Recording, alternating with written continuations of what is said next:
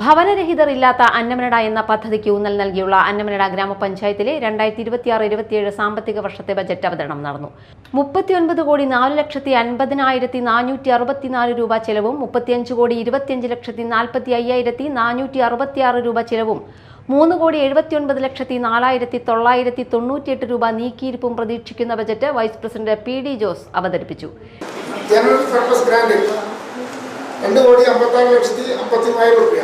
Deposit recovery advance വരവ് 17,50,000 വികസന fund 4,55,36,000 maintenance grant 4,19,15,000 കേന്ദ്ര ധനകാര്യ കമ്മീഷൻ ഗ്രാന്റ് 1,26,26,466 ദേശീയ ഗ്രാമീണ തൊഴിലുറപ്പ് പദ്ധതി വിഹിതം കേന്ദ്രാവിഷ്കൃത പദ്ധതി വിഹിതം വരവ് 2,50,00,000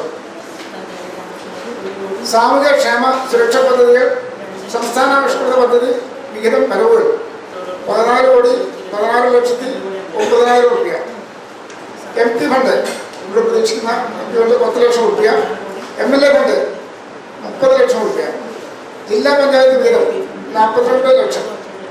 കൃഷിക്കായി 72,81,250 രൂപയും റോഡ് വികസനത്തിനായി 2,14,65,000 രൂപയും പട്ടികവർഗക്ഷേമത്തിനായി 90,12,000 രൂപ, ദാരിദ്ര്യ ലഘൂകരണ പരിപാടികൾക്ക് 2,50,00,000 രൂപ, പെൻഷൻ ഇനത്തിൽ 16,72,62,000 രൂപ, മഹാത്മാഗാന്ധി ദേശീയ തൊഴിലുറപ്പ് പദ്ധതിക്കായി 2.5 കോടി രൂപയും അംഗനവാടി പോഷകാഹാര പദ്ധതിക്ക് 30 ലക്ഷം രൂപ എന്നിങ്ങനെയാണ് ബജറ്റിൽ വകയിരുത്തിയിരിക്കുന്ന പ്രധാന പദ്ധതികൾ.